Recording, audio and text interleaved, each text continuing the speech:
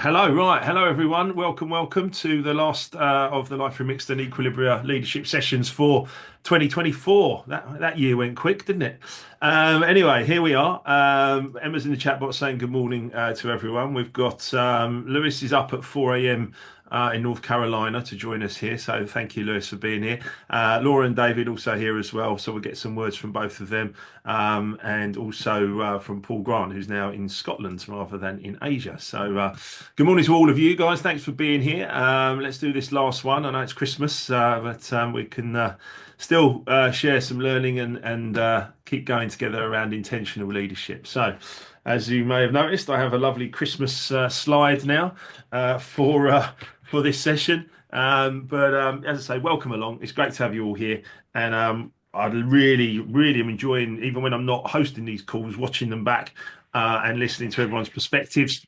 So please do share your perspectives as we go through, and keep that chat box going there as well. It's got more people just coming into the call, so welcome to every single one of you. There we go. Chat box is there. Excellent work. Yes, Heather and Reed, if you guys can connect on LinkedIn, that would be great as well. I see that in the chat box. Good. So, good morning, good afternoon, good evening. Please manage your microphones, etc. Rename to display your e-colors if you know them, and then keep your webcam on if you can.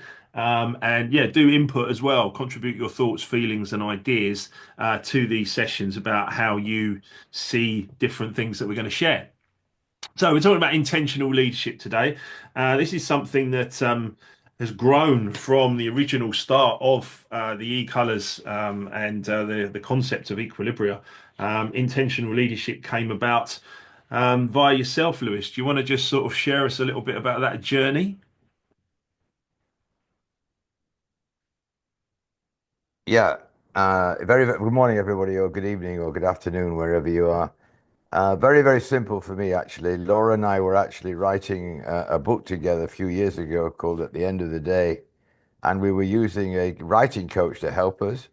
I was actually in Dubai. We were about halfway through the book, and the coach came on me and said, the way the book was written was a chapter by me, a chapter by Laura, chapter by me, a chapter by Laura. And she called me and said, hey, there's almost a chapter written by Laura about an event when she was around 12 years old, and I just want to get your perspective on it. And she started to describe this event, and the reality was, I said, the sad part about it is I have absolutely no memory of this event whatsoever. I got off the phone. I was actually with one of our other coaches, and I said, from today, I am going to be intentional with everything I do. I'm never going to put myself in a situation or somebody else where somebody has an experience with me and I can't remember it. And since then, I have been as intentional as I can. And I think the more you apply the fact that the more intentional you are, the better the outcome rings very true. Do you think that's because you were stressed? I don't know, overworked. I mean, obviously, you had your fast-paced yellow red tendencies as you discovered. Why do you think you got those unintentional results? Do you think maybe when you were younger? Probably because I was spent, well, at the time, I know the event happened when Laura and David, my wife, had actually moved to Houston for a few months while I was on the road a lot for Transocean. And to me, it was just another passing moment. I hadn't really put much thought to it at all. So again, I think there's probably lots of reasons. And there was no pause and play button in those days, which would have really helped. Laura, what's your perspective of that as well? I think that it's interesting because this whole concept of intentionality, I think that it's very easy to kind of intellectually digest, but to actually put it in practice and to be intentional, to be mindful, to come from a space of response and understanding of your own emotions and reactions, it is truly a journey. So if I think of what's probably been the most significant thing for me in terms of my own development, is I really think like embracing a mindset of intentionality, Mm. along with a positive and grateful attitude, but that even the gratitude and the positivity is an intention. Yeah. So, and I think that is one of the reasons why Lewis and I, and actually David and I, enjoy a really good relationship, is because we intentionally invest into these relationships. Yeah, no, absolutely. And I mean, an e-colors perspective would be intentionally living in your strengths and managing your potential limiters, right? Which is a really key point. So thank you for sharing, both of you guys. We understand the e-colors concept. We understand that each of us can dip into any of these areas at any time. We tend to lead with the top two e-colors, which is why we have our reports set up the way they are. But it does very much depend on your percentages and how you see the world. So I have a blue, my blue is third, but very, very close behind. You might have a similar situation as well, but my e-colors are yellow over red. That's what I predominantly lead with. But we need to understand this about every single person we interact with. And if we go in with a great attitude, intentional to get the right results, we can understand, from my perspective as a faster paced individual, I can understand better what about a blue green and a green blue might require from me. And that really, really helps me be more intentional. You will have your own story. Each of us needs different things, what and when. For reds, who, for the yellows, blues, why are we doing something, and greens, how, how are we doing that or creating it or whatever. We all, each of us are going to think about things differently. Some about the task, some about the people. You know about my percentages. There's my Christmas hat. Thank you, Emma, for doing the slides. But essentially, yes, very optimistic and sometimes a little bit disorganized as well. But we all have our own percentages. We all have our own strengths. You can identify your strengths very easily by looking at these and thinking about this. And this is all in the eColors Equilibria Premium report, which I urge you to have and read and reread because it's a brilliant self-development document. But we all have strengths and we need to understand those strengths and generally be in them intentionally.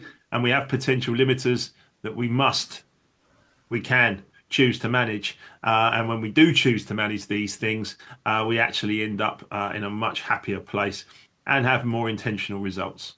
Because ultimately, we saw this quote and it actually said about strengths and weaknesses. And so we made it Equilibria because we don't do weaknesses, we do potential limiters.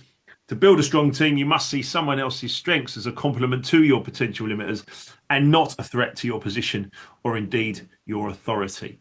It's very, very important. If you can be that open and that intentional, you are going to get better results always. With the play and pause, what Lewis was talking about at the start, enables us to individually leverage our strengths and manage our potential limiters just by uh, showing people, teaching people that they have a pause button. You can have a wristband on your wrist if you want one. Ultimately, putting the pause button in place. Putting the pause button in place is very, very important, and letting people know that they have that can really, really help them. Because the more intentional we are, the better the outcomes. You want to talk a bit more about that, Laura? Because I have dropped a few of your slides in from yesterday. This was the first one. Do you want to give us maybe a couple of examples around intentionality? Yeah, absolutely. So I think the reflection here is not that by being intentional, you're always going to get the exact result that you want or the exact result you desire, but that the more intentional you are, the higher likelihood that you're going to get a better outcome. And Mm, what I mean by that is sometimes people get the perspective, and I know you're going to be talking a bit about personal intervention, Mark, but sometimes people get the perspective that when we speak about exercising personal intervention or intentionality, that it is a kind of like golden, door to be able to say, yes, like we're going to achieve everything through this. It doesn't have to be that way, but it just increases the likelihood of getting better outcomes.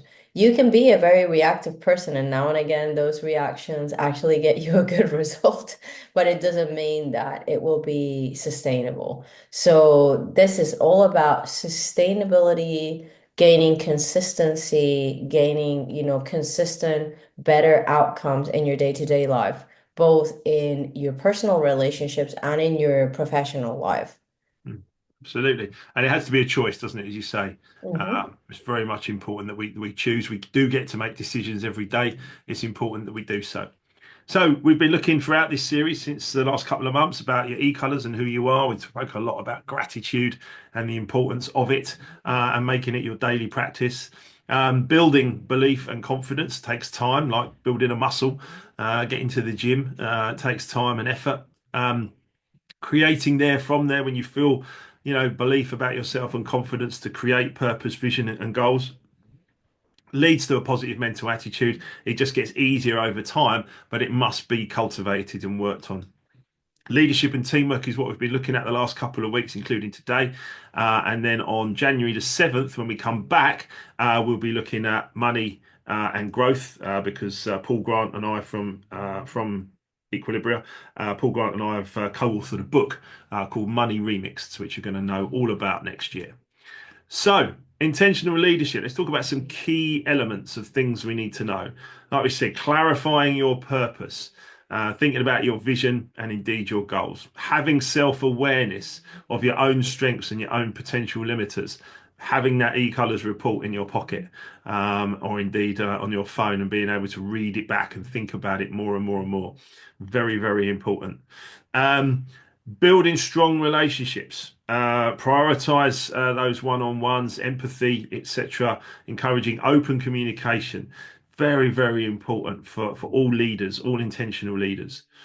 Empowering the team, making sure your team don't think that you're just trying to do everything yourself, but empowering them to grow, very important.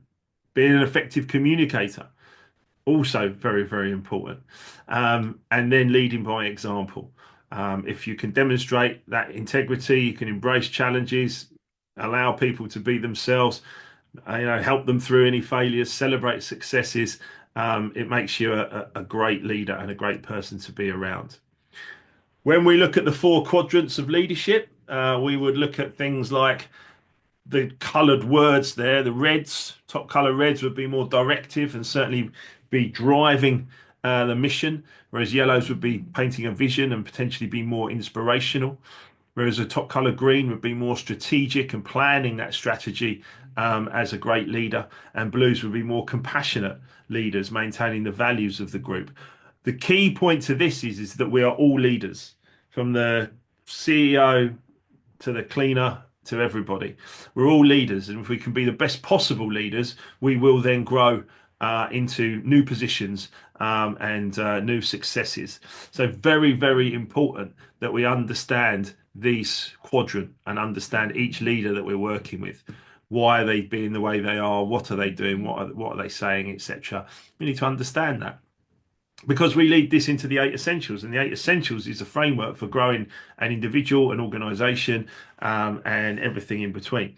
Starting with self and team awareness, going around the driving elements, and then getting to the resultant conditions of making sure that we are in a place of psychological safety, embracing diversity of all, personality diversity, of course, included, and then learning and continuous improvement, going through the cycle of the eight essentials.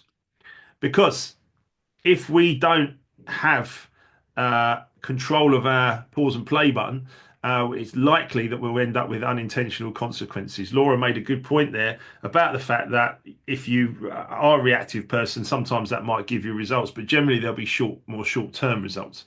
Whereas actually, if you're looking at life as a long-term approach, we want to be in a position where we're getting intentional results based on our character with response and managing our personality tendencies to get the best possible results.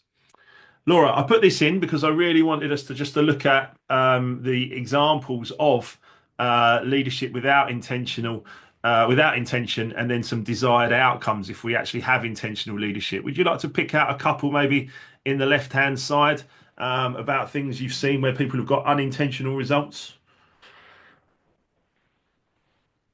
Tell me the question again, Mark. So you So said pick out a few that where I've seen people have unintentional results from being in this leadership without intention. yeah, so if they've ended up with a disengaged Yeah. workforce because of Got you. inconsistency. Yeah. Okay, perfect.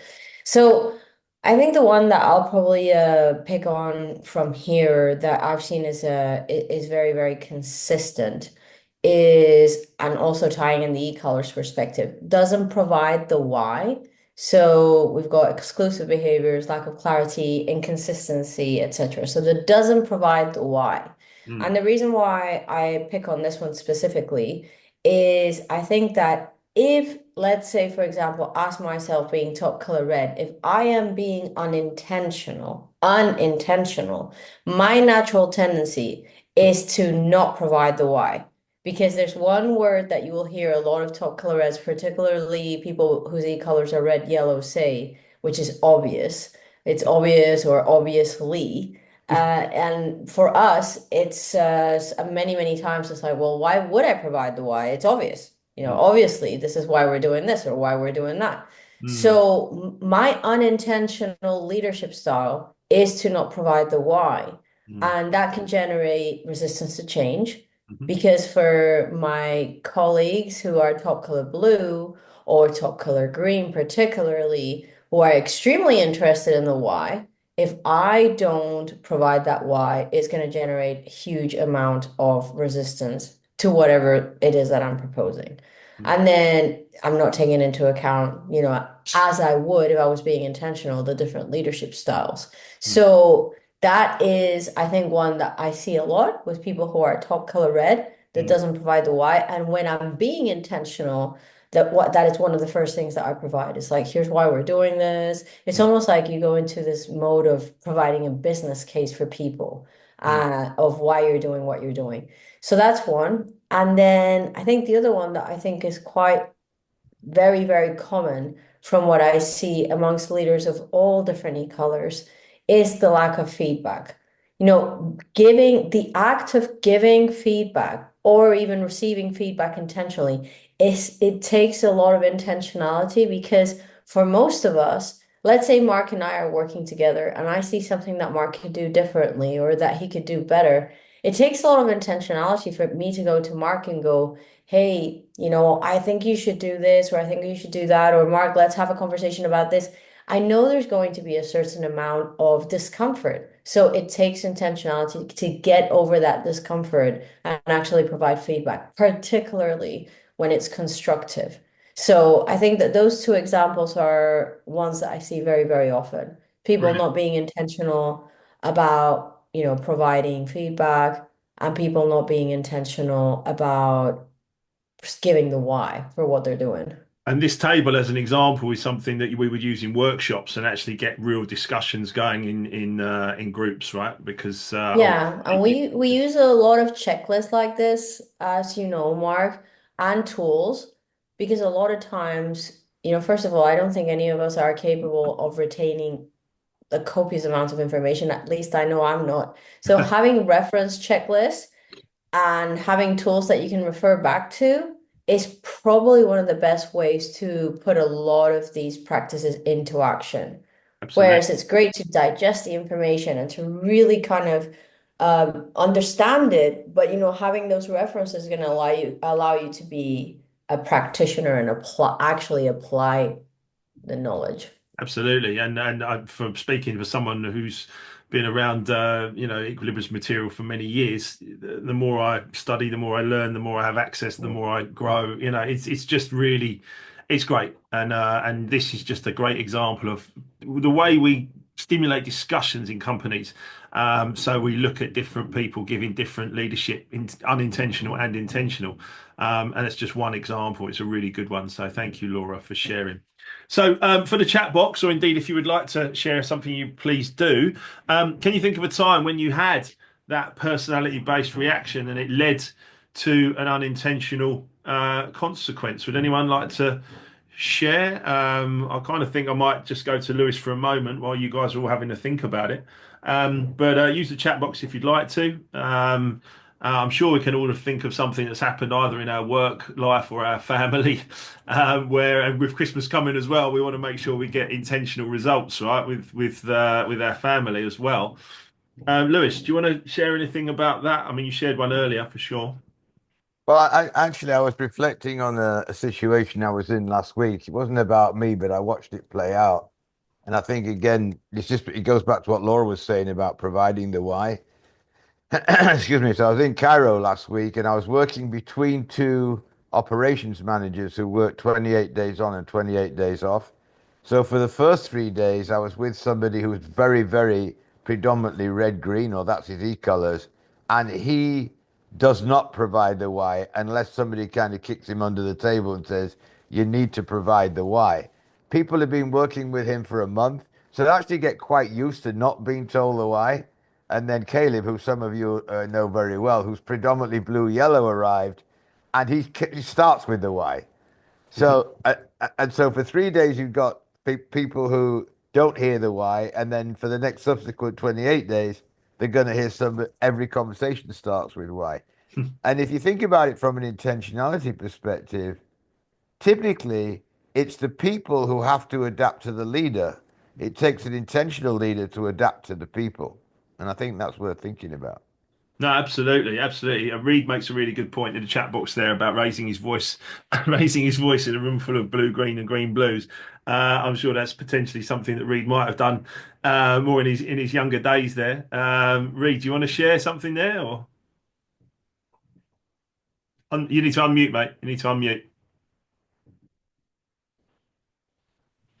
Just go back to my past before I understood all my own tendencies and often reflect on my red tendencies in especially in design workshops of lots of people, most of which now I believe were, a mixture of greens and blues. And I never work out why I didn't get the results I wanted, and it's because I was too brash and direct and all the things that reds can be. Mm, To the point of when there was serious issues on projects, things weren't getting resolved, and in the past, going back some years now, I would raise my voice and didn't realise that it was actually creating an environment where those individuals were going further into themselves and would not communicate with me, and I just well, could not work out. it would be counterproductive, right, Reed? Absolutely. And then once I had this suite of tools available to me and understood myself first and foremost, and was the last few years I've been actively experimenting with different styles of presenting or getting quite intense workshops. We're trying to solve complex engineering problems, and the key to me is keeping calm and very, very calm and talking a lot less and encouraging people to speak. I think we had a conversation about safe spaces in a previous call, not debate about what actually means or what doesn't mean to different people. But do believe that I have created safe spaces because now I have a whole room full of people speaking and expressing themselves, even if that isn't their natural tendency. And it's a game changer for me professionally, actually. Yes, and I mean, yeah, it's clearly worked for you as a leader in what you're doing, with your own story. Um, and yeah, I mean, the Red Reed when he was younger didn't necessarily know he had a pause button, right? So. I've never had a pause button, Mark, no, not at all. Just a go button, just a go button uh, every time. in full do mode, and lots of other people on the call will recognise that as well, right? And it's the second Yeah. colour for me. But yeah, if I get into full do mode, then a lot of other things can go out the window. So again, it's about that, not raising your voice in that particular way, Reed, and certainly you're getting real results there. Thank you for sharing, mate. The chat box is brilliant here. David, would you like to share anything?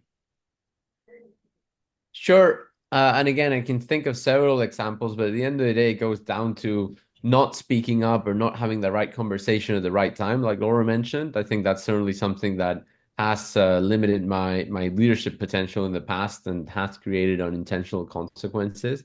Mm, So, it's not always perfect, but hitting the play button and having those conversations tends to lead to a much better outcome. And mm. certainly it leaves you feeling with a lot more control over the situation, which at the end of the day is what you can manage. That's right. Brilliant. Thank you, David. Audrey makes a really, really great point in the chat box, as does Tanya and Lou.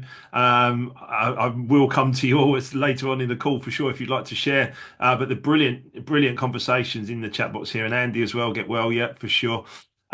Really good. In fact, actually, we did, that Emma and I were doing an e-colours session in London last week, which is why we weren't on this call. And we did a breakout session, and one of the yellows in the breakout session. They didn't win the tower challenge, but they did say, yeah, the real win was all the friends we made along the way, which was quite funny because that's right in line with what Lou has just written in the chat box there as well. So it becomes beautifully predictable, but it's ultimately up to us then to do something about it, which is why we're all on these calls. So if we can think about unintentional results, can we also then think about intentional results? Um, I think from my perspective, having an intentional result is making sure that my message lands with each individual person. Certainly from my perspective, when I'm working, I was talking to a gentleman yesterday who wants to adopt the e-colours into his company for 1,000 people. But he was very blue green, so I needed to make sure I really adapted my style to the conversation and gave him the information that he needed, the why, the how, and then the detail that he can now go away and think about that, and then we'll pick up again. And me not be frustrated by that in any way, shape, or form. Just understand that's how he operates and how he needs to see the world. So again, an intentional result for me is just to leave that nicely open. I've furnished all the information, and then I'll follow up with empathy and find out what works for him and what doesn't. So again, it's about getting that intentional result about how we actually present ourselves. Lewis, do you want to share something there?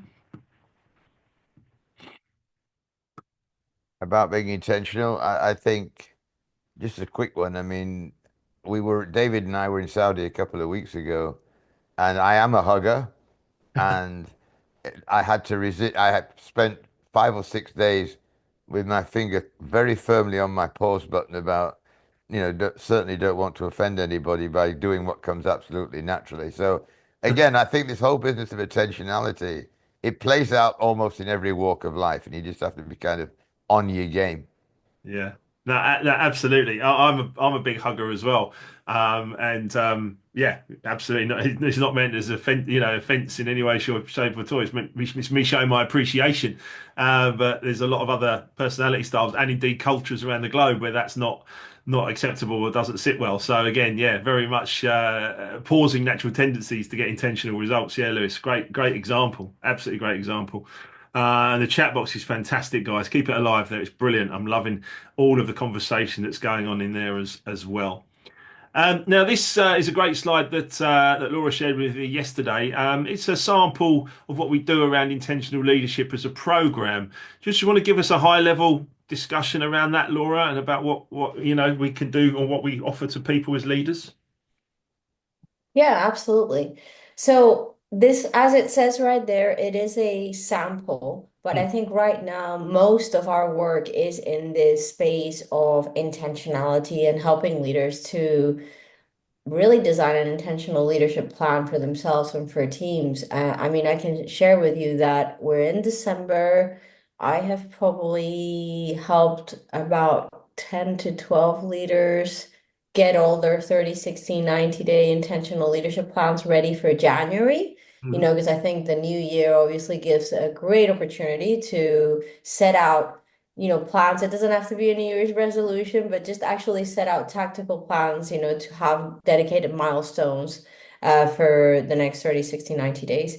So the way this program is laid out is, first of all, we want to make sure that we are very aligned with the senior leadership from the company, from the group, before we introduce anything new, that we agree on a path forward, and that we do hold alignment meetings to ensure that we have the right coaching candidates.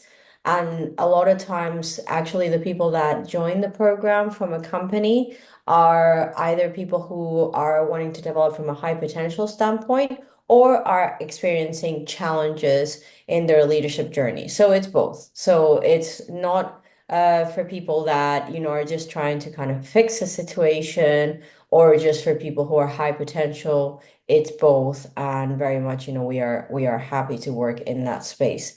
And then we want to make sure that we establish metrics, that we know what impact we're having, what we're measuring, what KPIs or key performance indicators are we looking at? Are we looking at that leaders' employee engagement surveys?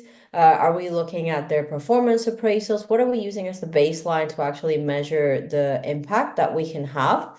And we, as you can see there as well, utilize the 8 essentials of high performing teams or and the essential leadership cycle. So that's kind of the two things around establishing the baseline metrics.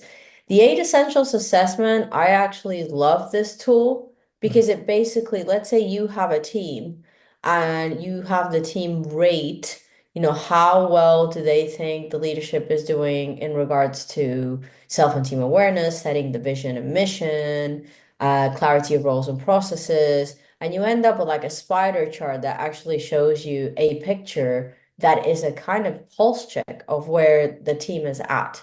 So that to me, that's a really, really helpful tool and great with establishing that baseline. If I'm you're gonna, either leading a team or you have a team of people that you're reporting to that are doing this exercise. So I'm gonna that's the show, second one. Go ahead. Yeah. sorry, Laura. I'm going to show a little example of that in a few minutes for people as well. So great. Yeah, carry on. Awesome, perfect. And then let's see, anything else I want to highlight here? It is extremely important that we combine both the online workshops and the individual coaching. Not everyone is going to have a realization at the same time. Some people learn better working in groups, like the session we're having today, and some people work better and learn faster working individually. So I think a combination of both, as you can see there with the team workshops and the individual coaching, is extremely helpful. And one thing I will say is with the individual coaching sessions, there is always a plan, there's always a program, there's always a purpose. However, one of the things that we like to share with the people that we work with is the most important thing is that people are getting the highest value for their investment in us and in their time as possible. So even though there's a program, there's a plan, etc. If someone, let's say, comes to me and I just had this happen this morning at 6:30 in the morning and says, "Hey, I am experiencing this particular challenge that I would like some help resolving from an intentionality standpoint, leadership standpoint, personality standpoint." That will always take first place. Yeah. And then, of course, we debrief. We kind of circle back, do a look back. Where are we? Did we meet the objectives? What can we do differently? And leave the organization with a path to move forward. Lovely. Fantastic. Thank you, Laura. Yeah, absolutely. And this is something that we love to do.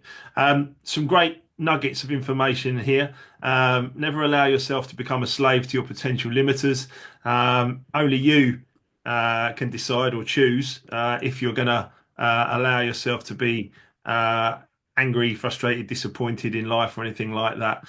And your legacy, your real-time legacy is in your hands right now. And we're going to share a bit about that in a moment as well. Ultimately, personal intervention is a moment of choice. That play and pause button on your wrist and your wristband is a moment of choice. We all have it. It might be to speak up, it might be to pause and think something through, or anything else in between with all of the information that we share. When we do have self-awareness, it gives us a better opportunity to make more conscious choices and then get through personal intervention, get intentional results. Very, very key for us to understand that. Now, we must also talk about influence, and we do a lot of work around that and influence in knowing our audiences. And I'm just going to show a couple of slides here. Again, I'm not going into huge detail here. However, we'll show this on the screen. I'm sure you can watch it back if you'd like to. You can look at your own quadrant as well. But you could look at a clash straight away or conflict between a top red saying you ramble on what doesn't work for me, you ramble on without getting to the point, whereas a top color yellow wants to speak freely. You can see immediately where there might be a potential clash there. And again, if you look at the green and the blue, there is potential opportunities for improvement for all of us. But what does work for me and what doesn't work for me, same around trust and psychological safety, and indeed how I can get hurt and all the other great questions we've asked people. How I can be influenced, what doesn't work for me, is very, very important for you as an individual, wherever your percentages lie on this quadrant. Lewis, do you want to share anything on this slide before I move on to the next one? Well, only just to reinforce the way that we've always gathered our information is literally we built this actually in a leadership workshop where there were people who were in a position where they had to influence upwards. but they didn't actually have the job position that would typically allow them to do that. So we started to just poll people of different top colors, how do you like to be influenced and how don't you like to be? And it became very obvious very quickly that there were significant differences. So again, and we're not talking about manipulated here. We're talking about just influencing so both parties are happy. It's never a one-way street. No, absolutely. Win-win always. Yeah, for sure. And the same could be said on the next slide, Lewis, as well. Would you like to tell us a little bit about, how this was created, when good things happen, when bad things happen, how to Yeah. respond? Yeah, as we go forward, and as our friend Rob Fisher says, the next logical step for a lot of people, particularly if they're working in a high risk industry, is to have a look at what they call human and organizational performance. And we have a process around that called AERO, which is Advanced Error Reduction in Organizations, which some of you are familiar with. One of the five hot principles, well, the five hot principles are error is normal. The second one is blame fixes nothing. The next one is systems influence behavior. The next one is response matters. And the last one is learning and improvement is essential. This is from response matters. And again, for a lot of people, particularly when they go into a leadership position, they are counseled or coached that, hey, when something goes wrong, your immediate reaction is going to set the tone. And so a lot of effort has always been put in around the first response you make, be it, with that very first phone call or whatever, is very, very important. But there's also a lot of good things that happen. In fact, typically, thank goodness, there's a lot more good that happens than bad things happen. And so people need to be able to respond to that as well. And so we looked at it again. We polled thousands of people during COVID, actually, and these were the common answers that people came up with. Brilliant. And all of these are used as part of our coaching tools, and things that we use to help people become more intentional. When we talk about the different e-colors, and we talk about how they're more likely to influence, a top color blue, or certainly with someone with higher blue, would be more interested in consultation and collaboration, whereas yellows would be more inspirational and certainly appealing to you. Whereas a top colour red would be more rational, with some certain persuasion, with legitimisation and accuracy very, very important for greens. And again, we've got this and we talk about these, and it all stimulates amazing conversation in our workshops. We also have these potential limiters that might stop people from speaking up, and we need to be aware of them. Reed made a really great observation about himself when he was younger. Red Reed, without a pause button, sometimes he might come across, or any red might come across with that domineering, harsh, and pushy. Probably just because they're just trying to get the job done. That's part of understanding self-awareness. Getting the job done without appearing those ways is going to be, very, very key for a red or a top red. The same can be said for yellows, greens, and blues. We all have different potential limiters that might cause us to not be as successful as intentional as we would like to be. And it's key to have the play and pause button and understand what we're doing here. We give the Mark, sorry, just before you go on, can you go back to that slide? So I yes. think it's really worth pointing a couple of things out here. There are people who will spend a long, long time thinking about, right, now I'm going to press my pause button, I'm going to speak up. And you can imagine which e-colors they tend to be. If they do not get the right response, or a response that they think is appropriate, that very first time, they may never speak up again. Hmm. Yeah. And that's something that you'll hear more and more of, I think, as you get to practice this. The other thing is, and this happened last week when I was in Cairo, there were several people came to see me and said, I really have a bit of an issue with my supervisor. And I said, why is that? Well, um, I have several things that I think need to be fixed here. I said, well, does he listen to you? Oh, he said he absolutely listens. He just doesn't do anything about it. So again, it depends how things are being addressed. All of these things will come into play because if they think nothing's going to happen, then they won't speak up.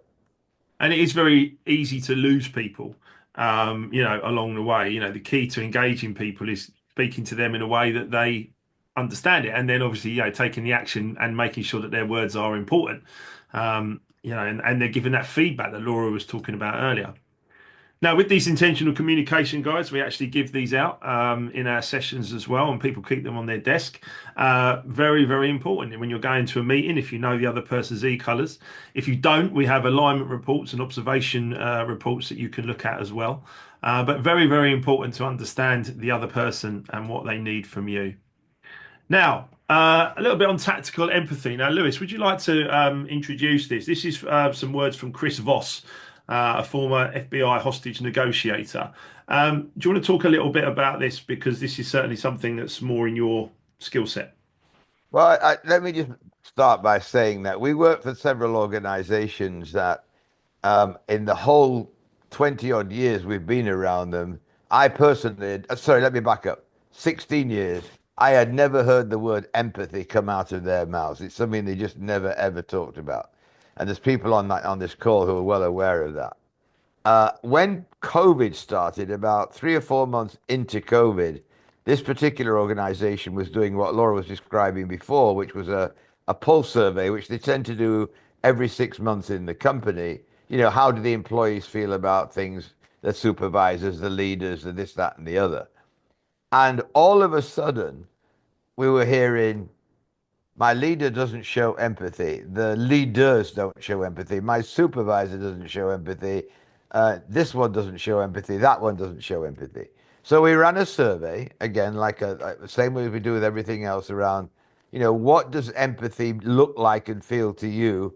And that became very clear that from an e-colors perspective, there are more people who are empathetic than others. There are some people that you might call almost emotionally illiterate. And so they don't tend to have a lot of empathy for anything. So I was actually talking to a lady who had just finished working in the military, actually, who was predominantly red blue. And she said, Lewis, there's another piece to this whole thing about empathy, which you'd be well advised to have a look at. And excuse me. And she said it's called tactical empathy. And I had no idea what that was, but she recommended for me to listen to a podcast, and there's several out there, by a guy called Chris Voss. He actually wrote a book called Never Split the Difference. Mm.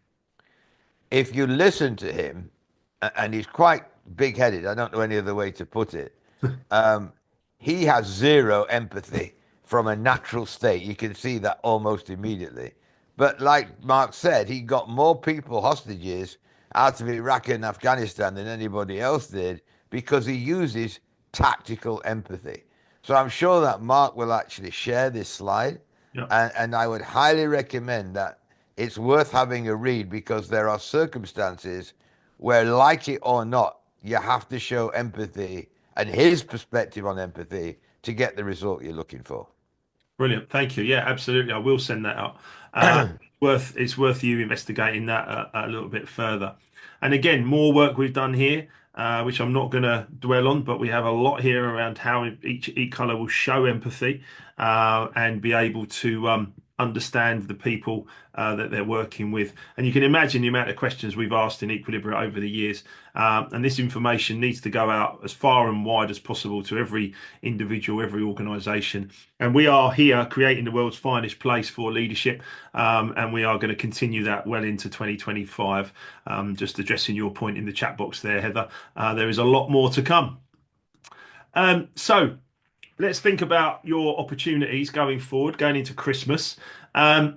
Which areas of your life are you going to be more intentional with?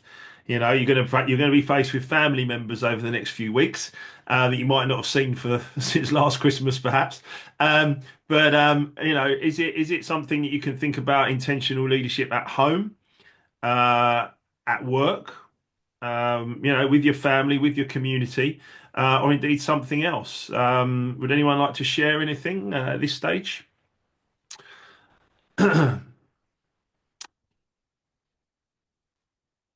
Reed, I can see you on the screen, and I'm wondering about you heading back to Dubai and being more intentional with your family. Do you want to share something?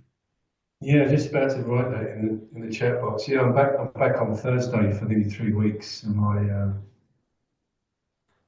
we're all back together. My children are flying in from different parts of the world. Um, and it's the first time we've been together for about 7 or 8 months. Mm. So it's been a while since we've all been together. The last time we all got together, um, my son's 21 and my daughter's 19. It wasn't a harmonious family get together that I envisaged. Mm. Having children at that age, you know, um, it was my son was behaving in a certain way, my daughter was behaving in a certain way. So I had to use all my skills to sort of try and keep the keep the harmony, if you like, Mm. without me reacting. Um, um, so hopefully, the intention is this time round is that I don't need to put a lot of effort into that. It's more of a natural, Mm. me being myself around the family, but certainly not expressing any of my sort of red tendencies where maybe I'm short-tempered or those Mm. areas of my personality that will trigger, especially my son. As he's got older, he's being triggered more and more by what would be my past red tendencies. And I've Mm. really picked up on that. And I've really, because when it got triggered last time we were together, and there was a heated, well, it's not argument I would say, but very heated situation with my son expressing himself, which is quite enlightening, but telling me straight that he doesn't like the way that I was behaving or the way I was reacting to him, which was enlightening because he expressed himself fully. But for him to do that, I realised that took a lot of courage for him to tell me that. Mm. So I learned an awful lot. So this time, yeah, I'm looking forward to getting back on Thursday for nearly 3 weeks. But also, I think Christmas time is a time where we tend to build up perception of what we would like it to be like. When we Mm. get a family together, we all got this picture in our mind of happy families and Christmas and having meals and socialising together. But perhaps we're not realising that actually that also can put a strain on some relationships, and we have to be mindful of that in our behaviours around others, in our own families. I would suggest, So Reed, that you're, intentionally, this time, last time was a bit of a shock to your system, wasn't it? But intentionally this time, you can go in and just having learned from that experience, you can move forward into this one, right? exactly, Yeah. no, exactly that. Yeah, it's me being me, but with a slightly different awareness, not slightly different, massive more amount of awareness in my own behaviours around, as I say, my children especially. And also, so I think it's important to recognise the chat box there. So thank you, Reed. Yeah, but Nula shared something great in there, as has Heather and Martin as well. Offering more time and support, being more intentional, very, very key for each of us, bringing our skills to the table. So, with the fulfillment grid, this sort of ties in perfectly into the Life Remixed side of things as well. Are you growing in every area? Are you being intentional in every single box on this fulfillment grid? Is one box out of balance in comparison to all of the others? Are you giving enough? Because givers do gain, and that's the key point to life, is learning that. Emma very helpfully updated my fulfillment grid, which says happily married to Emma, and I'm going to buy her an amazing Christmas gift in the top right hand box there, which I was not aware of, but I will have to be doing that shortly. But that's mine. That's my personal one there, and I'm really comfortable with that. My life is very fulfilled, and I'm in a good place, and I enjoy what I do, and I enjoy working with people. So ultimately, understanding this and being intentional with your growth, spiritual growth, career, family, relationships, everything in that box, very, very important to have that intentionality. So, moving forward, what do we hold people accountable for based on our e-colors? Here's a nice overview. A top color red would look more at results, where a green would be looking more at the procedures. Indeed, probably to get the results if they're green red. Whereas yellows, myself, I'm more interested in the people and any behaviours, and certainly ethics, very, very important to anyone with high blue percentages. When we look at what do we or how do we hold people accountable, you will recognize yourself, depending on your e-colors, as someone who externalizes certain things or internalizes certain things. And actually, you can start to observe that depending where you sit with your percentages on the quadrant. Red, green, red will be more matter of fact at times, potentially coming across as insensitive, whereas yellow blues and blue yellows will be more diplomatic many times and will be more sensitive majority of the time. But if we understand that around accountability for each of the individuals and how they see things, we start to again be more forgiving, more accepting, more grateful for all the people and the opportunities that we have around us to succeed in life and in business. Let's talk about legacy just as we get to the end of the call, and then we will have a once round to everybody and check in. But let's talk about legacy and embracing life, life remixed ultimately. We talk about legacy. You need to understand the legacy that you do want to leave. And I'm quite naturally going to come to Lewis about this shortly. Be intentional, live the legacy, live it that you want to leave behind in due course. And that could be if you're just leaving a company, by the way, and moving on to something new. Choose who will carry on your legacy and indeed empower and pass on that baton. Lewis, would you like to share something on this in the next slide? Yeah, again, a lot of what you've been looking at today comes from some experience that's happened over the last 20 odd years. And frankly, I was laying on the floor in 2002 thinking I was dying and did not like the legacy I thought I was leaving. Mm. So I started to think about this whole business around intentionality and actually leaving a legacy. And then we worked for a vice president of an organization for a long time who, when he had his people arriving, so for example, when Reed arrived in Saudi, if he'd been working for the VP that we worked with, he'd have said, Reed, so you're going to be there for 18 months, 2 years, 3 years, whatever it is. What is your legacy going to be? And they would typically say, well, I haven't even unpacked yet. So yeah, but you're on day one and the time is going to fly. So be thinking about it. And it has a remarkable effect on people actually, because we're all leaving a legacy if we like it or not. It's not about it's not about a statue at the end of the road or outside a football stadium, whatever. It's the fact that, you're leaving people with something every time you act or don't interact with them actually. Mm. And that becomes very much kind of who you are, if you like. So Absolutely. it's something that we put together. We offer actually a document, which I'm sure Mark is going to share. And people typically find it very, very useful because, again, like a lot of the checklists that Laura was talking about, it just helps you through the structure and thinking through what maybe not, forefront of your mind. Absolutely. And you essentially have said this, but if we're going to be held accountable for our legacy, we may as well be intentional in creating it.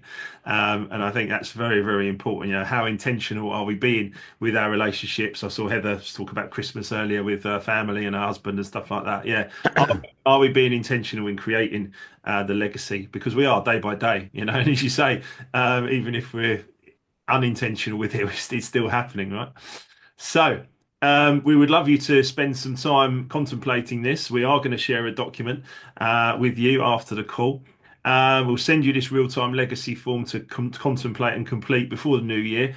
So over the next sort of 2 or 3 weeks, you can have a look at that and think about from your e-colors and indeed from your character about the legacy that you are potentially leaving and what you could do to improve all of that.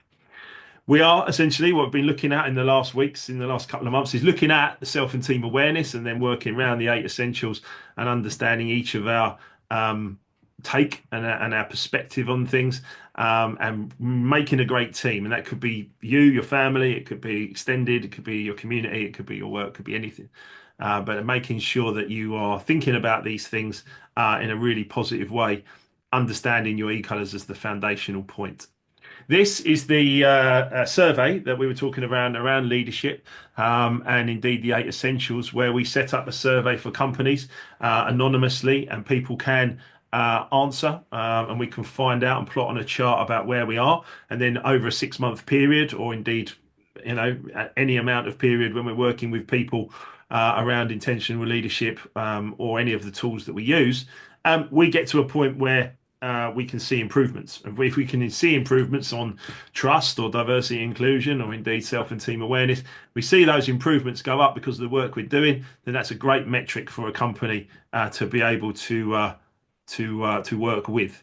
So what are we doing well as a leadership team? What could we do better? And there are, I think, 5 or 6 questions in each section, and people can do this anonymously, and we do this with multiple clients globally. David, do you want to add anything on that?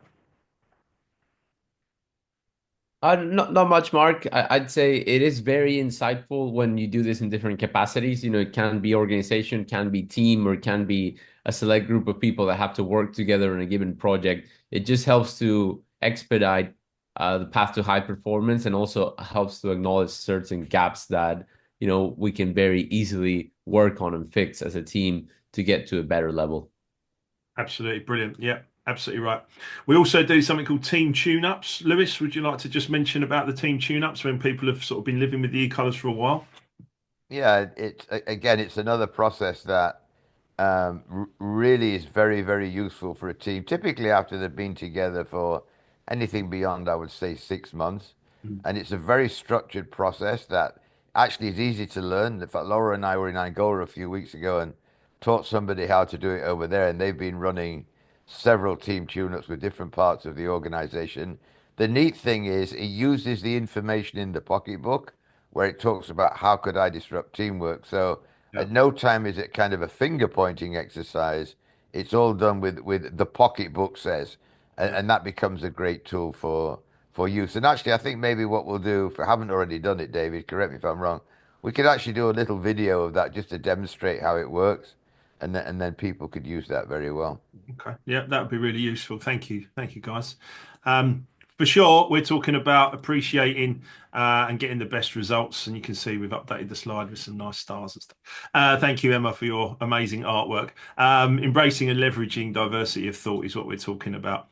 If you'd like to become a practitioner of e-colors, you're very, very welcome to. We have next workshop dates in January and February. If you'd like to join them separately, just reach out to myself or David, and we are very, very comfortable to talk to you about the different options of becoming an e-colors practitioner and using it in your business and your life. Realizing potential is what all of this is about. Elevating performance, helping communication, creating great individuals and organizations is something that we love to do. Because we all know the golden rule is treat people as you would like to be treated.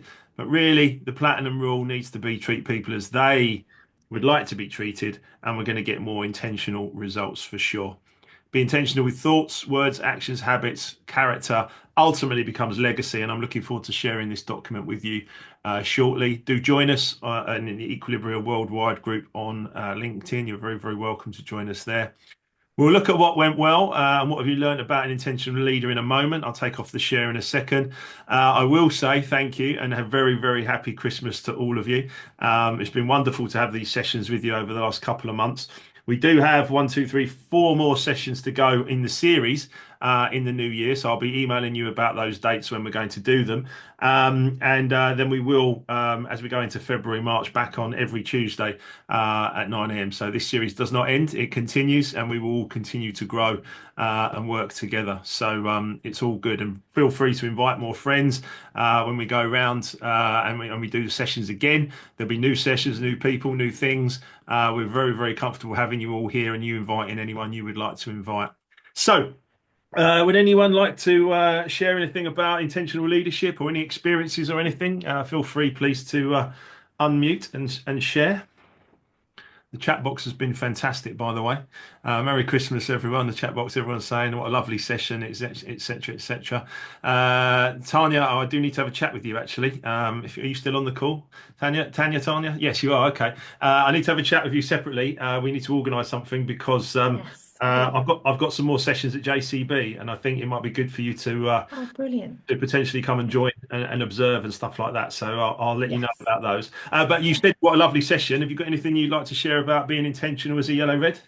Yes, so I've actually got 2 new people coming to work for me that I'm managing, and I'm not going to lie, I've struggled because they're quite heavily process driven. They're green, but I'm making an assumption here, but I would like to do their e-colours down the line, that they're green blues, and very much wanting the why of everything. and I'm training them and I'm struggling because I've told them 2 or 3 times and I'm still getting, well, we want this process written down. And just for the life of me, can't understand why they need some things written down. Wow. So I have had to really pause the past 2 weeks Good. and take a step back and get some process written down. And I've actually passed it to someone else who I think is a bit more process driven and gone, okay, would you be happy with this? Before I then go and give it to my new team members. But that's very wise. That's very wise. You know, it's hitting your pause button, giving them what they need, and actually getting a bit of support as well. It's very, very wise behaviour. But it's really, really helped having a further understanding of the e-colours because otherwise I think my red would take over the yellow. And as much as I am open and friendly, like sometimes I can be a bit too But to abrupt. get it done as well, right? Yeah, exactly. Yeah, yeah, yeah. And Just that's get okay. cracking. Yeah, that's fine. That's fine. But we're all individuals, aren't we? So it's good to Yes, have that appreciation. exactly. So thank you. I'm looking forward to catching up with you, Tanya. And yeah, let's have a chat if we can this week, just to arrange for next for New Year. That'd Definitely. be great. Yeah. Brilliant. Thank you. Lou, you got your hand up. Morning, all.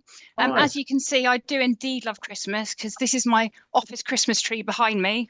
Very lovely. And it's definitely, Christmas has definitely made me focus on being intentional because, as I say, and I've had a conversation with you, haven't I, Mark? I tend to say fun in a lot of sentences. It's caught me out a few times where I've sent out emails going, we'll have fun, we'll really have fun. And of course, some of the Greens are going, I'm Mm, out of here. yeah, it's not fun. Um, so particularly at Christmas, I need to be really mindful of that because I do love Christmas and I think it's fun. Other people don't. But I also just wanted to say, as you know, I've done a number of workshops now in my organisation, and every single one has had such amazing feedback. Mm, Not because of me, but because of the colours mm, and the understanding of it, and how amazing it's been and improved workship relationships mm, amongst just a few things. And I did one last week, and it was incredible because there were two particular members of that team who had been clashing and arguing for many months now. And using their colours just depersonalized it. So they were referring to themselves as yellows and greens and everything else. And it allowed them to have, in front of the whole group, this really productive conversation brilliant. um, by using their colours. And discussing those disagreements and going, oh, okay, well, maybe that was because, and they were saying to each other, well, what is it you need? Yeah. And it was incredible to watch. Yeah. Whereas I think without the colours, they wouldn't have been able to have that conversation because it would have been, well, Mark, you said that, and Lou, you said that, and it makes it really personal, doesn't it?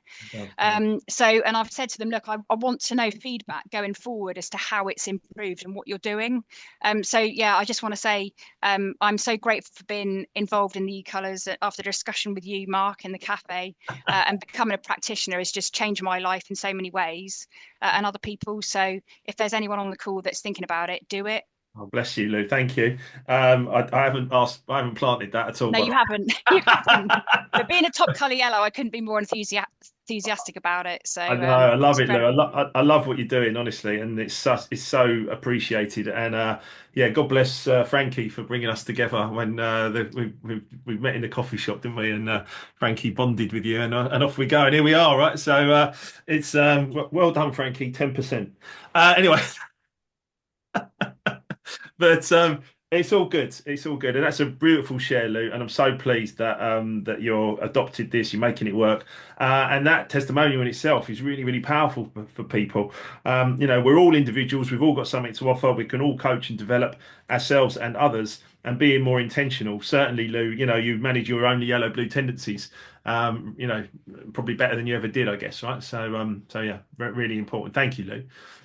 Nuala, Lewis, next. Right, so I had an interesting conversation with a red over green this week who I thought in the moment was being very insensitive to somebody else and their situation.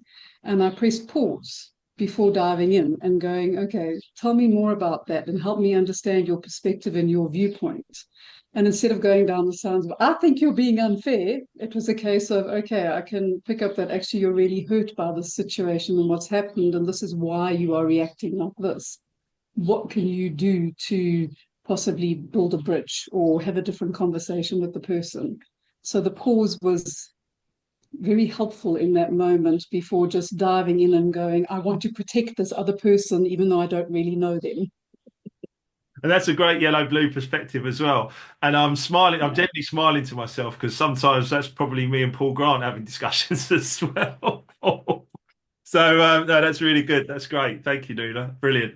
Lewis.